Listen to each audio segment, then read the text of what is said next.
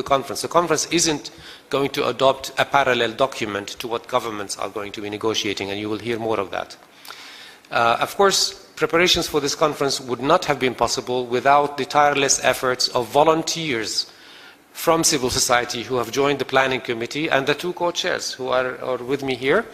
And of course, our own colleagues in the Department of Global Communications. And we are very grateful to the Director General of the UN Office in Nairobi, Director General Zainab Hawa Bangura, and of course our colleagues at UNIS for hosting us here. Without that, we wouldn't be here. Similarly, conferences cost money, and we are very grateful to the European Union, to the government of Denmark, to the Ford Foundation and the UN Foundation for having contributed to our ability as a Department of Global Communications to organize this conference. We have seen amazing interest in the conference from across the world. I have been involved in these conferences since 2011. More than 4,000 representatives of civil society applied to register for the conference from 150 countries, representing 3,000 civil society organizations. 3,600 of them were approved and have been accepted to participate. 70% of those registered are from Africa. That is also one of the strong points about being in Nairobi, being in the Global South, is that it's much easier for those who have been outside of the New York bubble to participate and to take part in this conference. And that is amazing. 40% of people who have registered are also young people between the ages of 18 to 34. And I think that's also an indication when we talk about the future, young people care about it because that's their future life. But it's also important for aging people. I think maybe you talk more about that. Yes. We're in that group.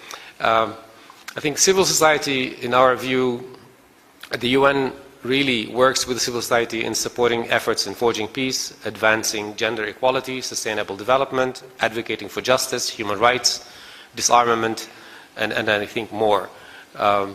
Having the conference here, as I said, is really ensuring that it's a more inclusive of civil society voices away from the New York bubble.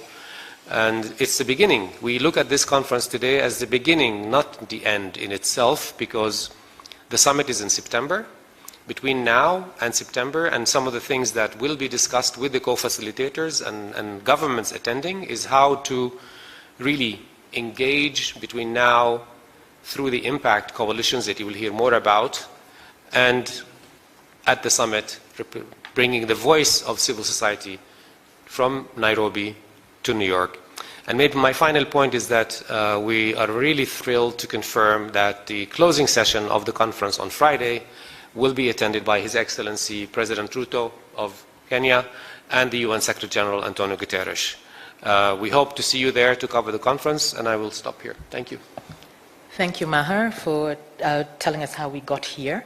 I'll quickly then move on to Ms. Carol Agengo, one of the co-chairs of the conference. Thank you, Sandra, and thank you, Maher. Good morning, everybody. I want to start by reiterating what has been said by Sandra and Maher, that we stand in solidarity with the people of Kenya, my people, for the devastation that the floods have rained on us in this past few days, and we want to be able to support as much as we can, and I'll be speaking a little bit about that. I also want to start from saying that, that the conference is a bridge between what has been and what is to come. And so we want to use the conference as a moment to step to the future without forgetting what has been behind us. And so I'll speak to the objectives of the conference, but I'll also speak to the outcomes, one of the key outcomes of the conference, and then I'll also speak to the local mobilization day that will be held tomorrow. And finally, I will give you details of how you can help us support the victims of the floods that have ravaged the country in the last couple of weeks. When Nudara and I, my co-chair Nudara and I were appointed to this role in February, we looked at the daunting task. It was 3 short months, but we knew that we would be able to put it together with the support of the team of Maha and Sandra and her team, but also of the volunteers that Maha spoke about. And so we looked quickly at how would we frame the objectives that would be reflected in how we planned the conference, how we delivered the conference, and the substance of it. So we came up with 3 objectives. And we remember them by calling them I to the power of 3. The first one is on inclusivity. We wanted the conference to be inclusive in a way that would increase the awareness, ambition, and accountability for the summit beyond New York and support the amplification of diverse voices and initiatives to inform an inclusive path for the future. We also wanted the conference to be impactful so that when we arrived at May, at this moment that we have now reached, we'd be looking at how we could bring the breadth of civil society across its broad and rich diversity, but also work with governments, other civil society organizations, academia, think tanks and philanthropies to put our efforts together and contribute to enhance the implementation of the key reforms and issues across the Pact for the Future. The third objective, the third I was, we wanted to seize the conference itself as an opportunity to innovate the way civil society interacts with intergovernmental processes, to showcase an effective model of intergenerational cooperation and solidarity, championing diverse expertise and doing something new in a civil society-hosted multi-stakeholder forum. So how have we brought the 3 I's to bear, or I to the power of 3 to bear? When we put together the committees that have helped us get to this point, we looked at the diversity, the inclusion, but we wanted their efforts to create impact, and we will be seeing that impact in the coming days. So we have looked at inclusivity from the preparation, the registration that Maha has spoken about, in the participation, and Nudara will be speaking about the diversity that is reflected in the program, and in the follow-up through the impact coalitions that we are creating. In terms of impact, the impact coalitions are diverse. We sat together with an expert committee that looked at the broad range of issues that were brought to the table. And we began to also bring in the collaboration, the multi-stakeholder perspective, and the intersectionality, and came up with 20 broad coalitions, and they've already started engaging. We will be encountering their engagement on Friday, on the second day of the conference, and we believe that from the conference there'll be more impact coalitions. Some coalitions will merge as we move towards the conference. Innovation, Maha jokingly says that we are on the older side, which is true. I represent HelpAge. But if you look at the constitution of the co-chairs, Nudara is a young lady. I am an older woman and proud to be one. And we represent the diversity that is reflected in the Global South. And we believe that the gathering that we are going to lead on Thursday and Friday will not only come up with groundbreaking outcomes, but will also reinvent the way civil society engages without losing our picketing rights. And so moving on to the local mobilization day that will be held tomorrow, also cognizant of the fact that this conference is happening in Nairobi. The civil society in Kenya is vibrant. We have a very, very huge civil society movement in Kenya.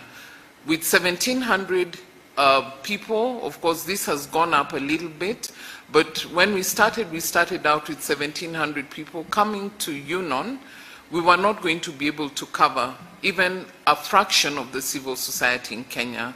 And so we mobilized civil society, had activations, and tomorrow we will have a local mobilization day where we will discuss issues that are unique to Kenya. One of the issues that will be on the table is the Public Benefits Organizations Act, and also how civil society engages and interacts as Kenyan civil society to build our power towards engagement leading up to September and beyond. But to start off the day, we will have a fun run, and this is because Kenya is the world of champions. We have Kipchoge Keino and many others who have come after him. Kipchoge Keino won in the 60s, and we continue to win. And so tomorrow, instead of having a marathon, we will have a 2.6 kilometer fun run. We're calling it a micro marathon, but it's also a reflection of the passage that we're moving towards September with, and we want to showcase how we will move the generations from one generation to another, and we hope that we will send a strong message that we're moving together towards September and beyond with key commitments as we look forward to also contributing to a planet that is prosperous and where sustainable development lives for everybody. Please join us. We will start off at 6:30 a.m. at Museum Hill, and we'll do a loop through Parklands Road, Sarit Center roundabout, Ring Road, Westlands, onto Westlands Road at the Pride Inn Center, where the fun run will end. We hope to be done by 7:45 for those of us who will be walking. For Maha, who will be running, he'll probably be at Pride Inn by 6:45 a.m., but that's fine. And so that is how the day tomorrow looks like. And as I close, I want to also say that we have thought through as a committee, how do we support our Kenyan compatriots who are suffering greatly from the floods. So we have a pay bill number, which will be beamed in a short while. And with this pay bill number, which is housed at the SDG Kenya Forum, we can collect funds that we can then support the flood victims with. We will also share the account numbers for those who do not have access to M-Pesa, where they could send in their contributions to. Thank you very much. Thank you, Carol, for that, and the details on the local mobilization. And I will now hand over to Nodara to do a bit of a deep dive on the program and logistics and what impact looks like. Thanks. Thank you so much, Sandra. And let me start by as well saying I think it's really been devastating to see what we've seen in the news over the past few days. So standing in solidarity with our host country here in Nairobi. And thank you so much, Maher and Carol, for outlining this. I think much of what Carol and I have come to share a brain many times when we've been organizing this conference. So I think much of what we wanted to say, Carol has outlined. We're happy to answer any questions as we move forward as well.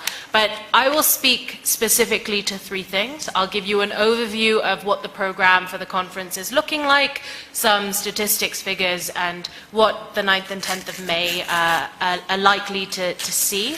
I'll speak specifically to the outcome of the conference, the impact for the future package, what we hope to see, and some ideas we have for follow-through, and I think Michelle will come in a little bit on some thoughts here as well in connection to the Summit of the Future.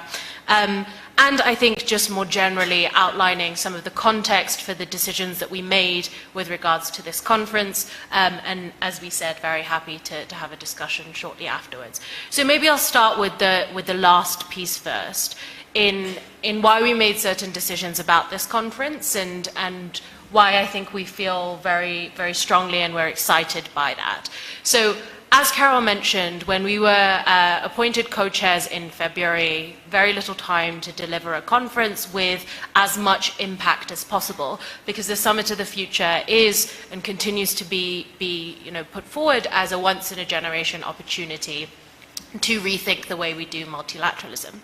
Now, Taking a step back from this, it's worth thinking that the ask then for the UN system and for member states in the Summit of the Future process is to rethink the way that they work, to be daring with their processes, to be daring with their reform, and to be ambitious with the way that they function. If we as civil society want to ask this of the UN system and member states, I think we need to showcase that it is possible and that we can do it ourselves as well.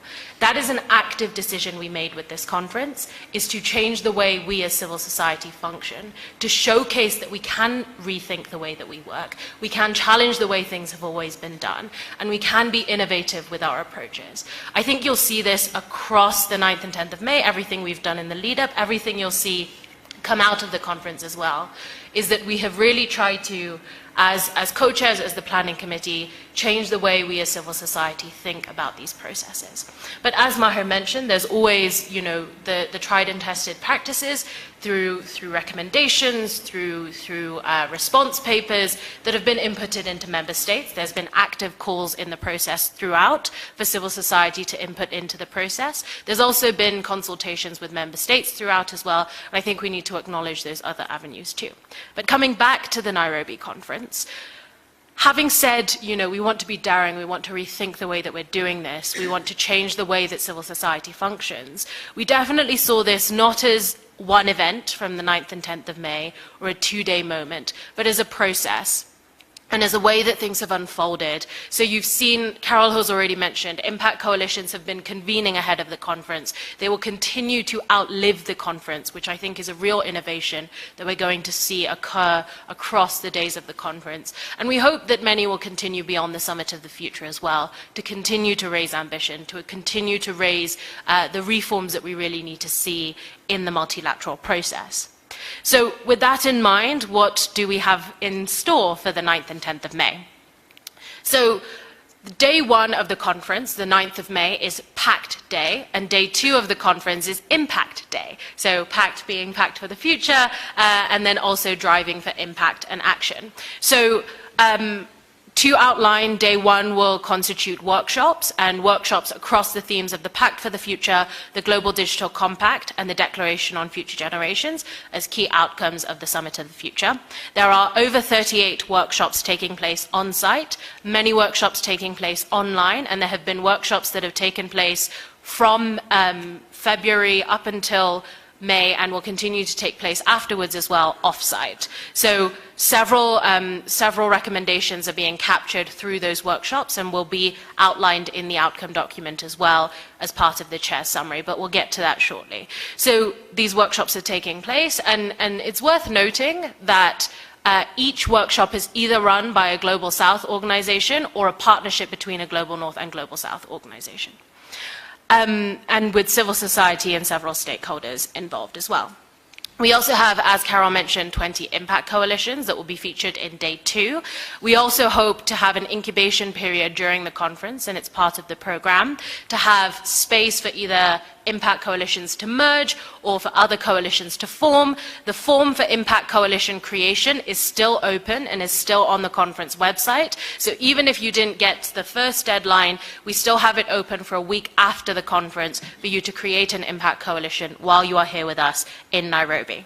There are 4 major plenary sessions that we want to outline in addition to the opening session, the formal opening ceremony, and the formal closing ceremony where we have many high-level dignitaries joining us. There are 4 big plenary sessions taking place. There are the Civil Society Recommendations session on day one. There will be an interactive dialogue with the co-facilitators of the Pact for the Future, the Global Digital Compact, and the Declaration on Future Generations, also taking place on day one. The opening of day two will see an interactive dialogue with stakeholders from the UN system, member states, academia, civil society, and other stakeholder groups that will take place to assess the road ahead for the Summit of the Future and looking beyond the Summit of the Future as well. And there will also be a closing town hall where we, will hear a report back from all 20 impact coalitions. Moving quickly on to then, and so that's sort of the outline for the 2 days. We have exhibits running throughout the conference. We have an intergenerational hub that will also be running in parallel to the workshops. Intergenerational because we're not going to silo youth off into a tent on its own. It's going to be an intergenerational partnership place where we can think about how we work together across generations to produce impactful outcomes. So that hub is also going to be taking place. So moving on to then what the outcome of the conference looks like. So the outcome is called the Impact for the Future package. We really like playing on the word pact for the future, so we're going to continue doing that if Michelle, you don't mind. Thank you. So it constitutes 2 key things. Firstly, there is the co-chair summary. The co-chair summary will capture summaries, and we have 20 youth reporters who are engaging throughout the conference to help us capture these summaries, as well as working with the co-conveners of the coalitions and the workshops. The co-chair summary will capture all of the recommendations that are produced in the workshop, the recommendations from the CSO recommendations plenary, the dialogue and interaction that takes place in the interactive dialogues in day 1 and day 2, and we'll capture all of these in a summary format. What we're not doing is negotiating a top 10 list, for example, of civil society recommendations on the Pact for the Future. There are many, many other avenues to do this, but we also think that that's not the best use of spending our time when we're here in Nairobi. We will hear the recommendations from workshops. We will capture the diversity of outcomes that are coming to the fold, but by bottlenecking a top 10 recommendations for all of civil society, we're only capturing the voices that were able to reach us here in Nairobi and not recognizing there's a whole plethora of opinions on the Pact for the Future out there. So we'll be summarizing, but not negotiating the recommendations from civil society. The second part of the Impact for the Future package is the work plans from the impact coalitions. So 1 week after the conference, we're going to be asking impact coalitions to produce, by the 21st of May actually, a work plan of how they plan to continue to convene, what their key ideas are, what key reforms they will be coalescing around. These impact coalitions have constituted member states, civil society, UN entities, and several others. They're led by civil society, or we should say convened by civil society, but are multi-stakeholder coalitions. And we think that there is a real power in that when we think about delivering impact for the Pact for the Future and beyond. So all of this will constitute the Impact for the Future package. It will be presented at the town hall, which tentatively will take place on the 30th of May, subject to change, based in New York, where Carol and I will present the outcomes of the conference. And we will continue to find opportunities to engage with member states and others to support the intergovernmental process towards the Summit of the Future. I think all in all, we just want to emphasize we thank everyone for their patience in coming along with us in this journey as we try to innovate, reiterate, change the way that we work as a civil society. I think it's reflective of the process we've seen in the UN system and among member states as well. It takes negotiating, it takes processing dissent, it takes processing different opinions, but I think that's the beauty of what we're going to see on the 9th and 10th of May. So many different voices coming together to have a conversation. All right. Thank you, Nudara, for that detail on what the outcome of the conference would be like. And I want to now go to our final speaker, Michelle Griffin from the Executive Office of the Secretary General, who will bring it all home to the summit. Okay. No pressure. First of all, thank you. Thank you, first of all, and most of all, to the 2 co-chairs of the Civil Society Conference, who, yes, indeed, were handed a very daunting task 3 months ago and have delivered beyond our wildest dreams. We're thrilled at the interest and registration. Lots of people coming from New York also. So, you know, we really are kind of delighted with that. And thank you also to Maher. I want to obviously echo the condolences that have already been expressed for the floods and the suffering and loss of life and property that has occurred in Kenya. And let me just say, I think that this is exactly the kind of crisis that we're going to see more and more of, and it's exactly the point of this summit. As Maher said, in 2020, in the middle of COVID, member states gave the Secretary General an opportunity to tell them what he thought about the challenges that we were facing both now and in the future. And he did so in a report called the Common Agenda Report. And what that report did was it essentially said, do not kid yourselves. Business as usual in international cooperation is not getting the job done. Look at what happened with COVID. Look at all of the ways in which we fell short of coming together and helping each other and understanding our interconnectedness and getting vaccines into people's arms and getting economic support to people. Look at the difference in the response that countries in the global north were able to deliver for their people versus countries in the global south. Soon after that, we had Ukraine.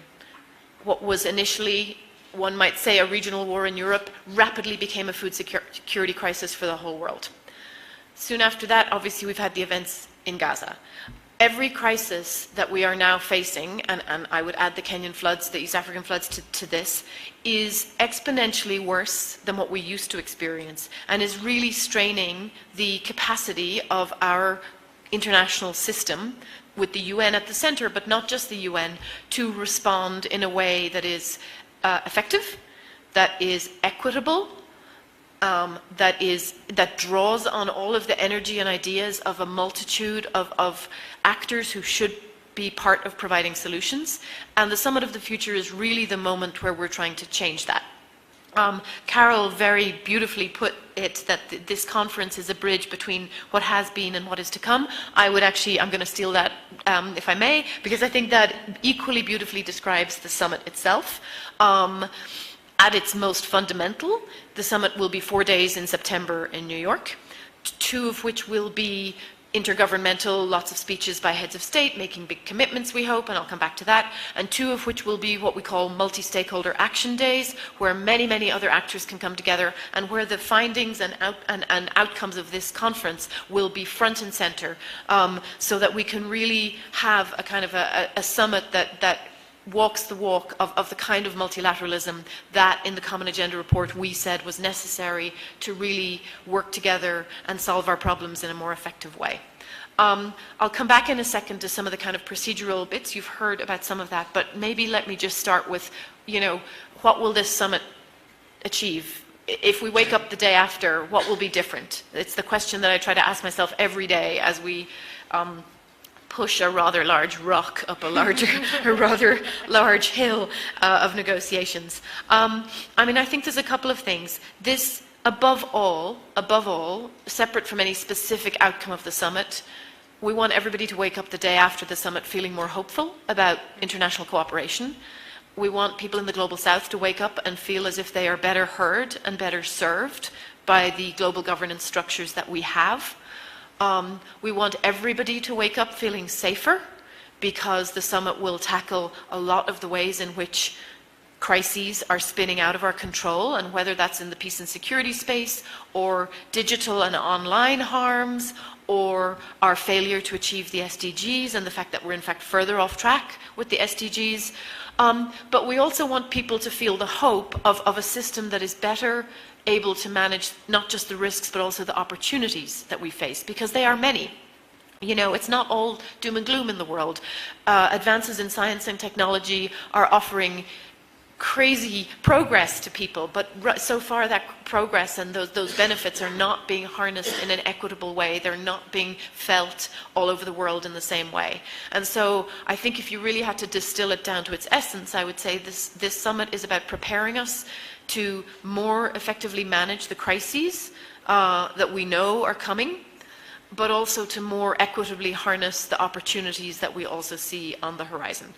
More specifically, the formal outcome of the summit, as some of the other speakers have already said, will include a pact for the future that will address issues such as sustainable development, financing for sustainable development, the international financial architecture and the global economy, and how we make that more fair and more effective.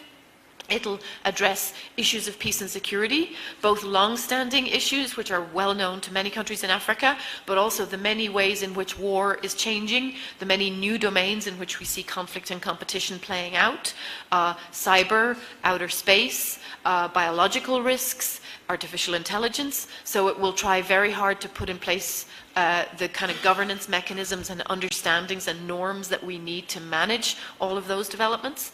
It will include some very meaningful commitments to young people and their participation in global decision making, and it will include some UN reform proposals, including looking at the Security Council, the international financial architecture. It's not a UN reform summit because it's really at leaders level looking at the whole global architecture and asking leaders to think hard about whether the global architecture we've got today is delivering for their people. And of course, I think the Secretary General has been very clear that his feeling is that the answer is no.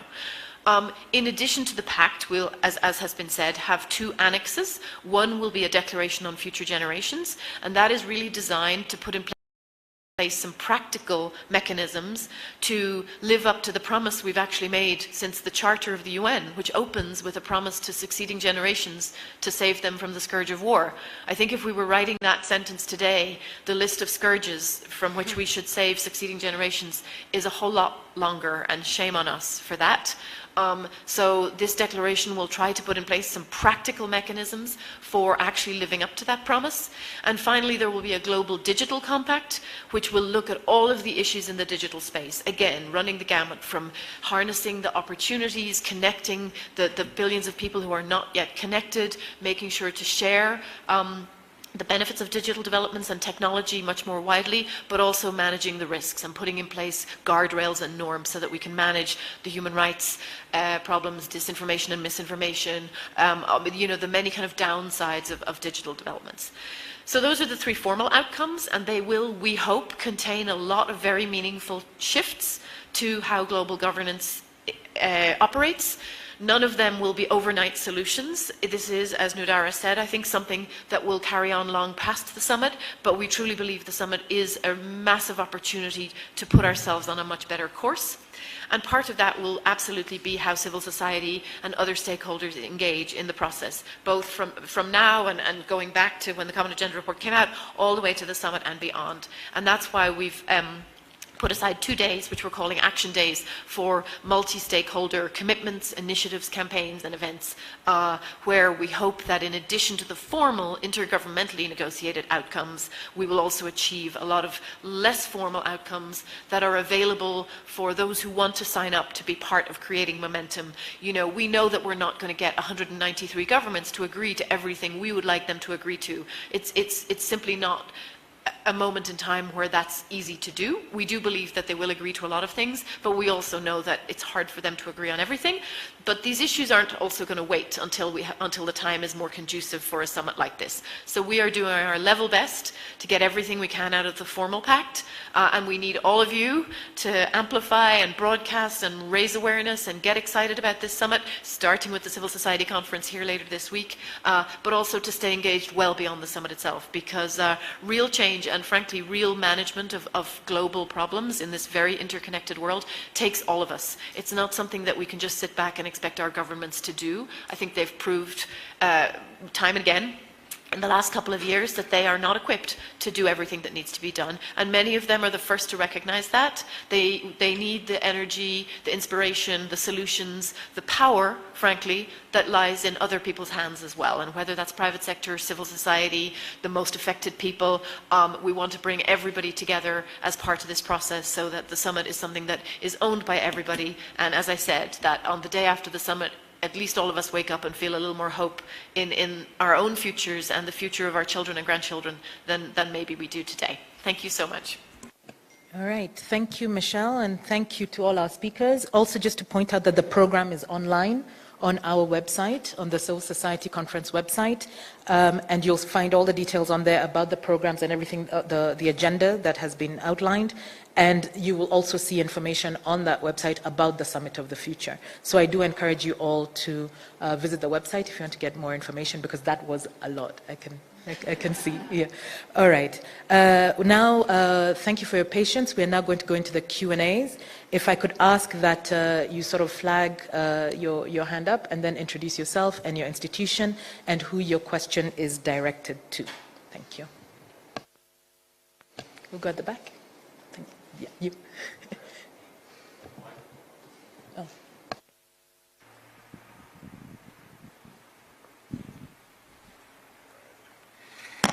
Good afternoon. My name is Patrick Gatua from ARD German Television. So my question goes, it's a two-headed question. It goes to Yusuf and to Mahir. So, and I'll start through Mahir's. 70% of those who have registered from the Global South, and you've talked about a lot of recommendations and conversations that we'll be going through.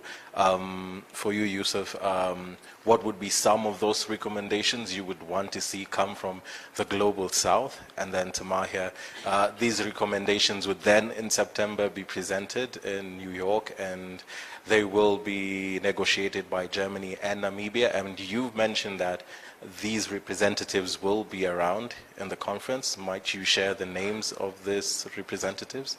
Thanks.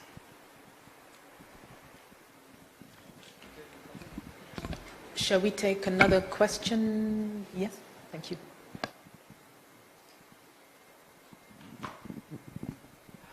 Thank you. My name is Devin Jaggi for DevEx, and my question is directed to Carol. It's about, I've noted that you've talked about this meeting in Nairobi. It's about recommendations, not negotiations. But I would like, you also mentioned that the conversations will also be around some key reforms for the Pact of the Future. Could you just give us a glimpse of what those reforms you would be looking at to present at the final summit? Sure. Thank you for that question. I think just to mention that the co-facilitators of the Pact for the Future are Ambassador Neville Gertze from Namibia. He is the permanent representative of Namibia to the United Nations in New York. And Ambassador Antje Lindertze, she's the permanent representative of Germany to the United Nations in New York. And both of them have been engaged in the preparation of the Zero Draft document that was issued on the 26th of January. And there's a new version of the Zero Draft, or the next iteration will be coming out next week, or mid-May, next week, after the conference.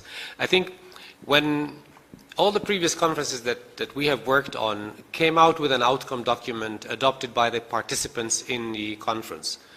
This one, the discussion, and I think this was something that, first of all, this conference came about in a very short period of time, and also it is coming at a time when the negotiations between member states in the final documentation have already advanced to a certain level that governments that are going to negotiate an intergovernmental process are governments. They are saying, we represent our people and we are members of the United Nations. Even if we get 4,000 people here from civil society across the world, or 10,000, they cannot claim to represent all of civil society to opinion or to issue an opinion on a pact for the future or something like that. So that was one of the discussions, that if we had the conference maybe a year or two before and maybe managed to get the most representative civil society possible, maybe you can talk about an outcome document that could maybe speak to what could be on the agenda. So the discussion was more about how can you actually really engage, and this is what I spoke about in the first town hall we had 18 December, is that we encourage civil society to engage with governments directly. Wherever you are, engage with the government that will be negotiating on your people's behalf for the Pact for the Future, or the other two documents.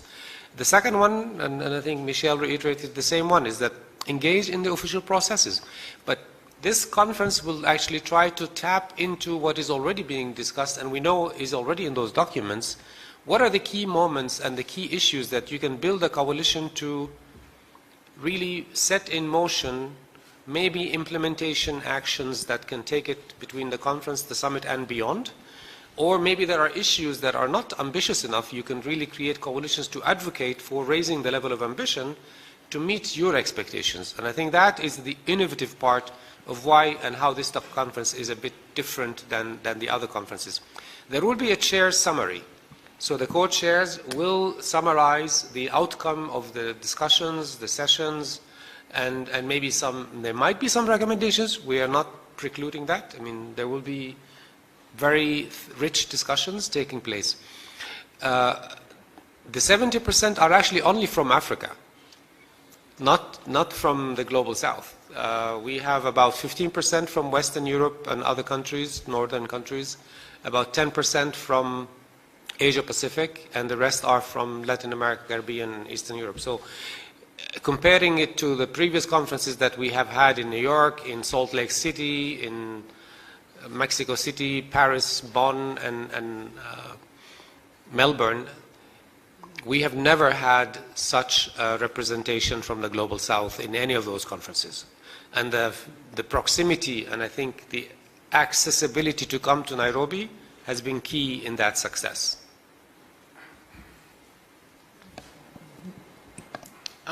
Thanks for the question, and just to add to what Maha has said about accessibility, traveling to New York for a conference, if you have, or for anything, the visa process is problematic. It's difficult for a lot of people to access the visas to go to a lot of those conferences. And so the conference in Nairobi is accessible to a huge majority of the African, from the African countries, and that's something that we celebrate, but also the diversity that we spoke about earlier on, even in the workshops and the coalitions that are being formed, it is across the board. The online activities are also very diverse. So that's something that we want to celebrate. Coming to the questions that were directed at me, in terms of recommendations and not negotiations, Maha has spoken to that quite a bit, and just to reiterate that it is not possible to negotiate a document because of the diversity of civil society in any one country and multiply that by the number of countries around the world. And so we also don't want to preempt the recommendations. The workshops that are going to be held on the first day and the Impact Coalition convenings on the second day will come out with their own recommendations. Nudara said that we have youth reporters who will be going around collecting those recommendations, which we will include in our co-chair's summary of the conference. And so we are open to seeing what comes out of those workshops. We're not preempting the discussion in any way. So there may be recommendations which we will review, but we cannot have a negotiated set of recommendations from this conference for the reasons that we've already mentioned. Nudara? Thanks, Sandra. I think Carol has already started to answer, Patrick, your question. But just to say, let's be very clear about a couple different moving pieces here, right? So workshops are having discussions, may produce recommendations, as we discussed. Impact coalitions are about implementation, next steps, action. There may be some recommendations within there, right, that they hope to action on, but it will be focused on implementation, bringing together conveners. So the outcome of impact coalitions may not necessarily be a recommendation document, but rather a work plan for how they propose to take specific reforms forward that we see in the Pact for the Future. So anything that's coming out of workshops, you can see the list of workshops on the website, you can see what themes they're about, but as Carol mentioned, we're creating and convening a space. We're not preempting anything here of what we would expect to see from certain constituencies. I think that's the point of the conference. In addition to what Sandra mentioned about things being available online, I will also say, if you aren't able to physically join us at UNON campus, the plenaries will be live streamed on UNWeb TV. We'll be using social media to engage. There is the online workshops program. There's several ways to engage with the conference online if you're not physically there with us in person. You can do so by getting your most up-to-date information by subscribing to the DGC Civil Society newsletter. The link to that is also on the website. Thank you, Nudara. Some more questions? Yes? Hi, my name is Leah Koth, and my question is directed to anyone who can answer.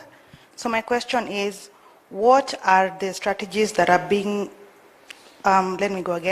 what are the strategies that are being implemented to strengthen the capacity of civil society organizations?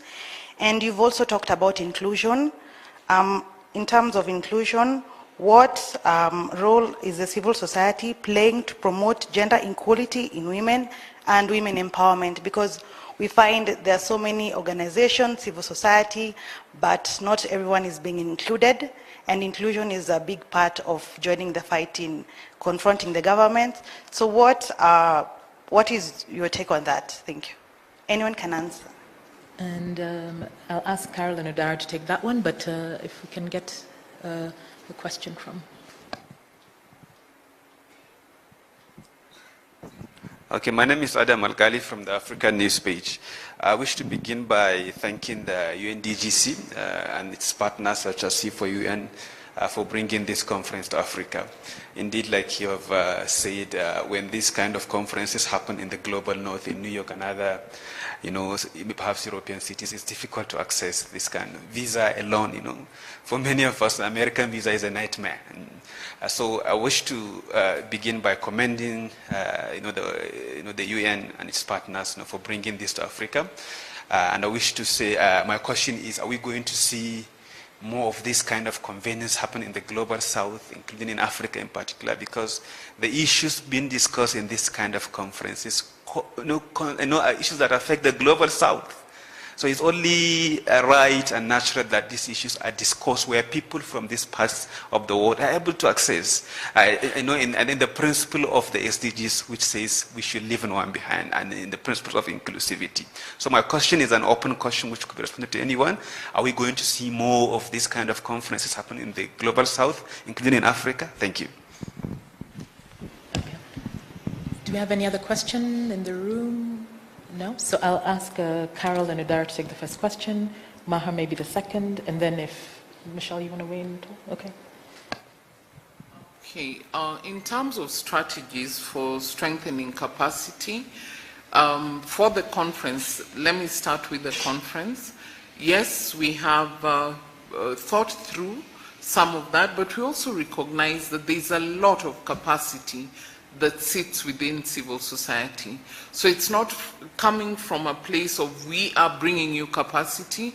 We want to activate the capacity that sits within civil society and bring it to bear in the conference. So in the workshops, the workshops have been curated in a way that civil society organizations will be able to bring their ideas, their energy, their skill, their resources to the space and share across with one another, share across different themes, so that we begin to build on the intersectionality and the multi-stakeholder engagement capacity that sits with us. Because together we are stronger, whichever way you look at it, whether from the conference or in other capacities.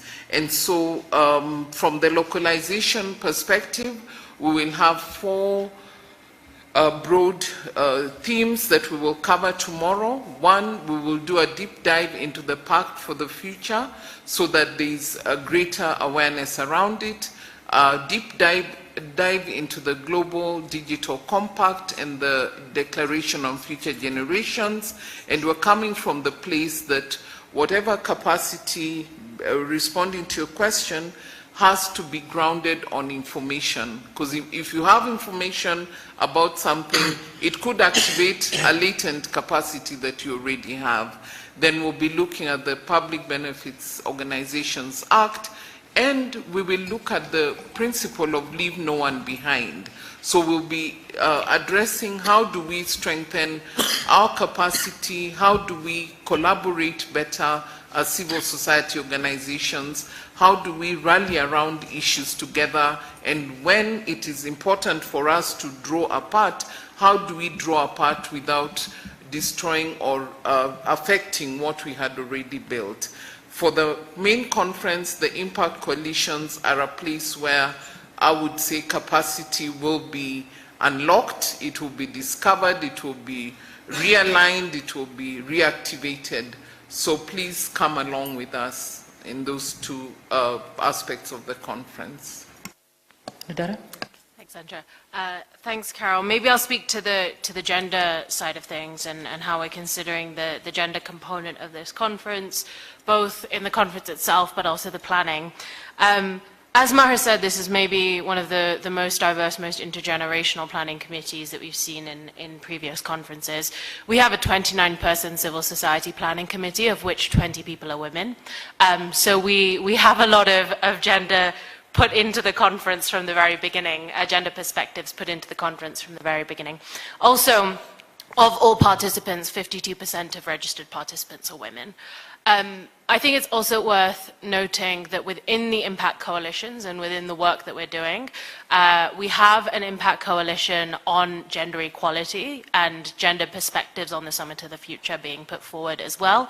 UN Women is an active consultant and stakeholder of that impact coalition, along with NGO-CSW, the major group on women, and many other stakeholders who are part of that coalition, co-convening or as a member of it. So I think Carol and I, being women ourselves, have really put a lot of emphasis on having gendered perspectives from different generations in this conference, and we really hope that you will see that across the 9th and 10th of May. And Maher? No, thank you. I think it's not about more conferences in Africa or in the Global South. It's actually more about the substantive engagement and looking at the future. When you talk about the future, the median age in Africa as a continent is 19 years old. Today, Africa represents 18% of the world's population. By the year 2050, it will be 25%. By the end of the century, 40% of the world's population will be living in Africa. So if you are in business, if you are in public work, if you are in the UN, you will need to think about the future is in Africa, because that's where the main 40% of the population in the end of the century will be living in Africa. So the capacity for growth, the capacity for the innovation is endless. And I think anybody who is self-interested in the long term needs to look at Africa as a continent of hope and a continent where opportunities need to be exploited and not be beholden by the images from the 1960s and 1970s and so on. So I think there is a lot of potential in that. Organizing a conference or any event costs resources. So for us to do more, we will need, again, support from countries to do that. And we were very fortunate that the EU, European Union, Denmark, Ford Foundation, UN Foundation, were actually very supportive of our endeavor to come and bring the conference to Nairobi, and we are hosted by the UN office in Nairobi, so that also absorbs some of the cost. Similarly, it's not just about the cost of the conference. Part of the funding that we have raised is also to, even though the conference is in Nairobi in Kenya, the visas might be easier, but still a lot of civil society and local communities, local NGOs need even a train ticket or a bus ticket or a flight to come to here. So we have dedicated that, we have committed to funding speakers and leaders of the conference. We have also mobilized funding from the Open Society Foundations and the SDG Action Campaign to our NGO partners to bring more people and to cover their costs of attending. So it takes a village to organize a conference, and I think everybody needs to come to the table with an open mind. And I think looking at, let's hope on Friday we will do lessons learned and where next. It's been a very difficult 3 intensive months. Hopefully next time we'll have a longer period to organize one. Thank you. Thanks. Michelle, anything you want to add? And then we'll close out. Maybe just very quickly. I mean, just first of all, to kind of assure you of this Secretary General's enormous commitment to doing more of this and to kind of pushing as much as he can for a multilateralism that you know, includes and hears civil society voices much more systematically.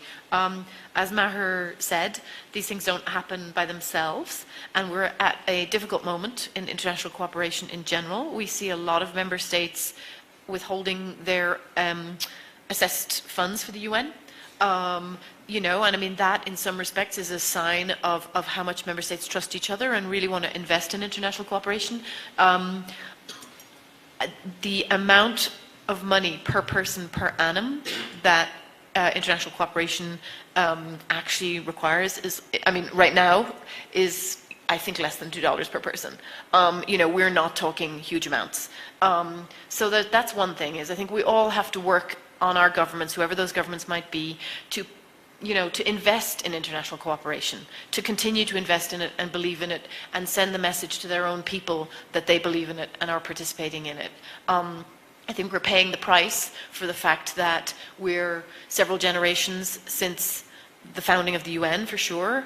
And people take a lot of things for granted that we shouldn't take for granted, and I think we've seen a lot of that in recent years. So I think, I would say to civil society, one of your most important jobs is frankly to push your own governments to be the most responsible actors that they can be, living up to their global role, because we need a world in which member states do their job. So that's, you know, from the most local level, something that we hope, that I think everybody should be trying to do. And the United Nations is all of us. It's not just people over there.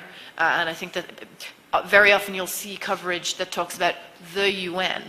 Never read an article that says the UN without asking yourself, who do they mean? Do they mean the permanent 5 members of the Security Council? Do they mean the General Assembly, in which case that's governments? Do they mean the Secretary General and the Secretariat? Do they mean the UN agencies, funds and programs who do such important work around the world? Do they mean civil society? So I think always interrogate what that means, because there's a multitude hidden underneath it, and I think civil society has a huge role to play in keeping member states to their obligations. I think one other thing I would love to say is that it's also really important. Most of the good ideas in this summit came originally from civil society. They didn't really come from member states. So keep having ideas and keep engaging on the substance, as Nudara said, I think. Don't reduce your voice when you have an opportunity to the issue of civil society participation. That is a really important issue, but I think unfortunately, you know, when you engage on the other issues, the issues that are up for decision in this summit, that's when you have the most impact, because that's when member states are actually less resistant, because they don't have the ideas themselves. So, you know, I'm not saying that you shouldn't call for greater civil society inclusion. We all have to keep doing that. But I think, again, never stop there. Always then think about, what are the issues I most care about in this summit, and how can I push for the best possible outcome on that issue. And those are just two things I would love to see happen more of, because, again, it will take all of us to keep this kind of thing going. Thank you. All right. Thank you, Michelle. Thank you, Nudara. Thank you, Carol. Thank you, Maher. Ladies and gentlemen, thank you for coming to our press conference. I have just 2 announcements to make. All of this information is available on our website.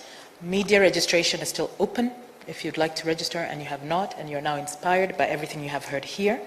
And finally, the pay bill that Carol had mentioned is going to be beamed up on the screen as soon as we finish here. So thank you again, and have a good afternoon.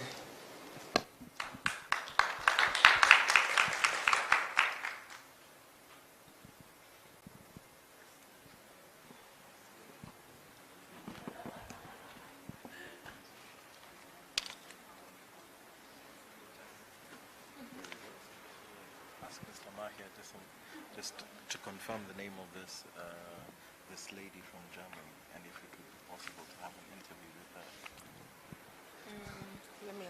Let me ask. Come on.